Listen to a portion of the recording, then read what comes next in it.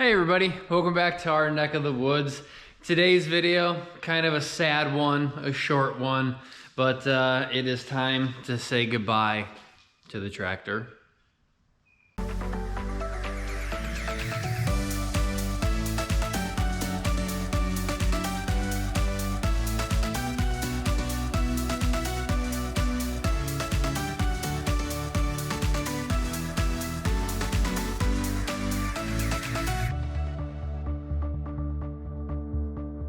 So as mentioned in previous videos, we were thinking about selling the tractor.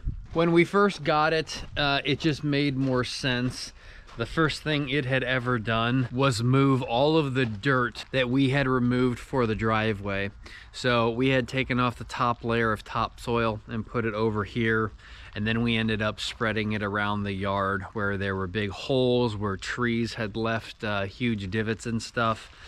And it just made more sense that that tractor was costing us $199 a month to pay off the loan.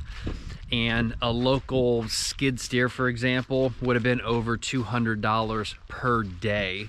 So it just made more sense for us to have something of our own and just pay on it monthly, when again, a skid steer costing over $200 a day. It would really just take a lot of money to be using something like that, and it just didn't make sense. So it's sad to see it go. It put a hell of a lot of work in. I did curse the thing almost every time I drove it, because it's just under 25 horsepower. And being under 25 horsepower, it means it doesn't have, what's it called? ERG or something that diesel machines have to have nowadays. It's where you have to use the like the DEF or the DEF fluid, and then it goes through like a regen or like an exhaust heating cycle thing to like burn all the soot or whatever diesels do nowadays. It was just under 25 horsepower, so you didn't have to deal with all that crap, but it was way underpowered. I was constantly cursing it that it wasn't strong enough, that I had to constantly, you know, be fighting it. And that's why I ended up putting fluid in the tires to like weigh it down, so that way the front bucket, you know, wasn't lifting the rear end. I would obviously have trouble getting in between trees when we were mowing, but again, I mean, it put a lot of work in. I know I cursed it all the time, but it put a lot of work in. It probably moved, whatever I said before, 300,000, 400,000, 500,000 pounds of stone, like to fill all the way around the basement and out here on the fire pit and back here on the shed. We still need something eventually, because we need to bring in more stone. We're gonna end up doing a walkway down here on the back porch. We're gonna do a walkway over to the fire pit and a walkway back to the shed, so that way we're like standing on it again on stone and stuff, so we're not having to go through snow and mud and stuff. But we just came to the realization that with that thing being almost like 2,600 pounds or something, as you can see, it just tears up the yard because it's so freaking wet from now until basically like June or July, and it just didn't make sense to have it. And last year, I don't think I used the thing more than 12 times. So we could literally go rent something this year 12 times and we won't even get to the price, or we'll be equal with the price basically of what we've been paying for that monthly. So it just makes sense to, for this time out, to then go ahead and start renting something instead of actually owning. But Aaron and I have been thinking that, again, to at least cut the yard.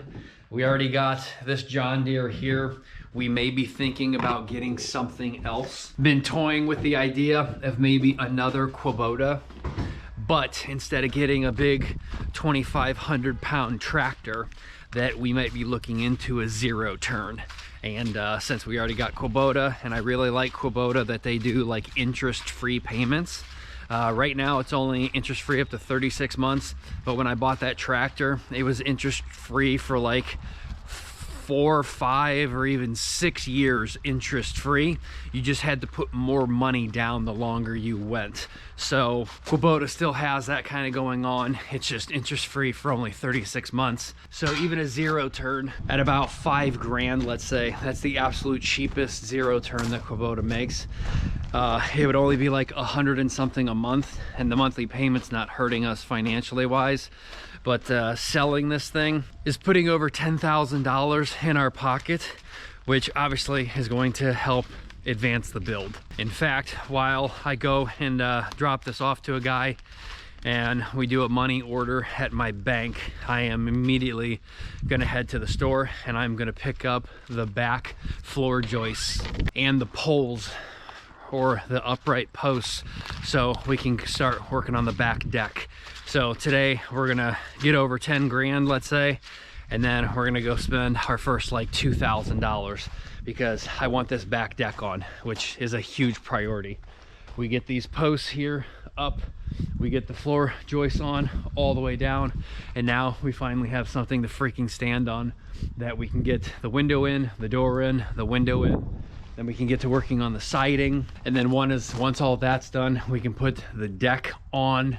And then the back of this house, we're just one step further to actually finishing the house, or at least the outside of the house. And then come springtime, we'll have to rent the lift so we can actually paint the house and get that completely done. We need more lumber still on the front porch and the back porch over here to get the wood up and under it, so that way we keep birds out and everything, and we get that all sealed up. And then once that's done, the only thing we'll need is railings and staining next spring too. And the outside of this house, to me, will basically be almost 100% done. And that lift, come springtime, will go to good use, because we have gotten very close once again on almost leveling this shed. That one of these ash trees over here has continued to break.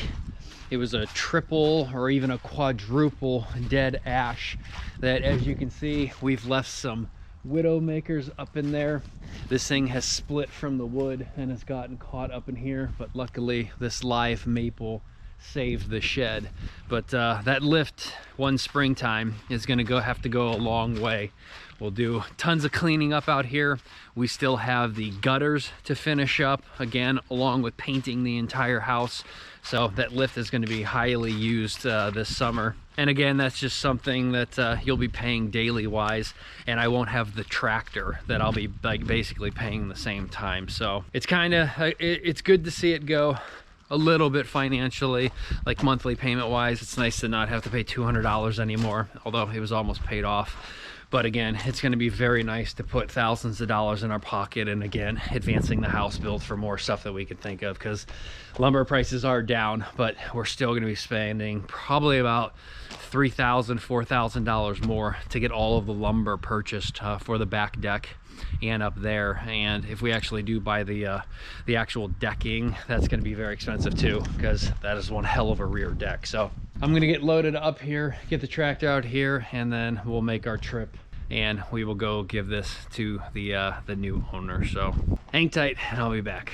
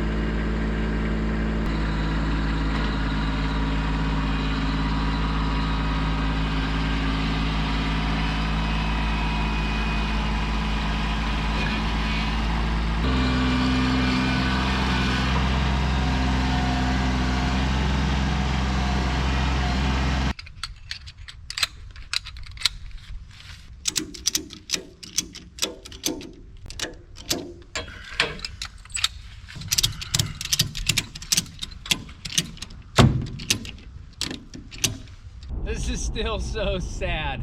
I wanted something like 10 times bigger for the power, but 10 times bigger would just destroy the property.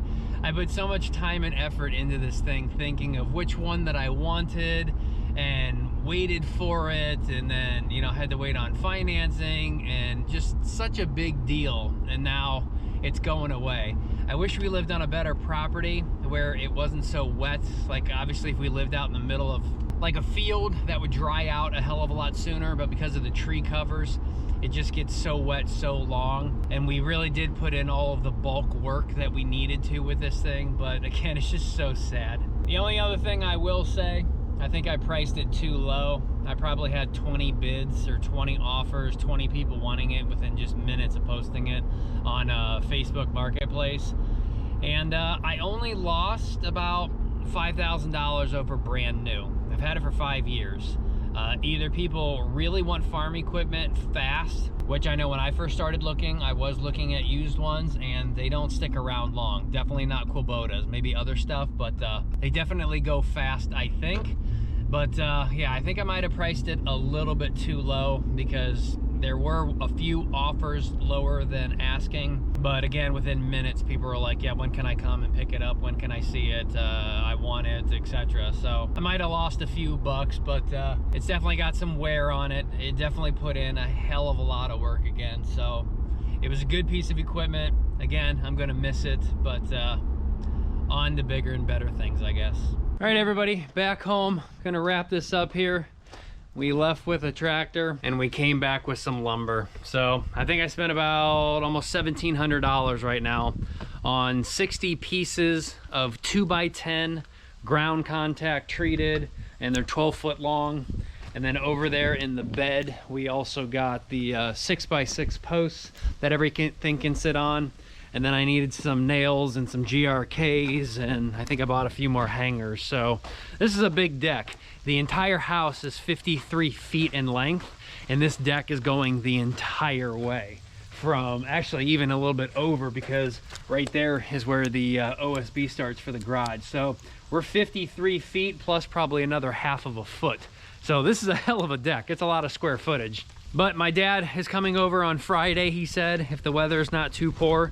So we'll probably start another video on Friday, at least getting this lower half section done.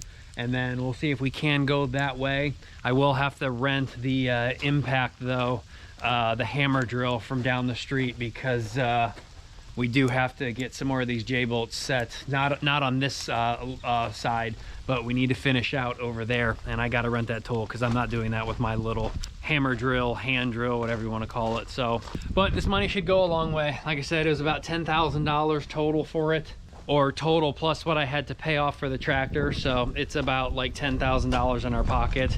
So 1,700 bucks right there. That's going to go a long way. We can look at probably finishing up the entire house too. Not like completing it, but getting all of the drywall done, taping and mudding, and then we're basically just left with some paint and getting the floors at some point. But at least when you walk inside of the house will look done. And drywall is not that expensive. In fact, we'll probably still have money left over. I'm thinking of maybe doing one mini split.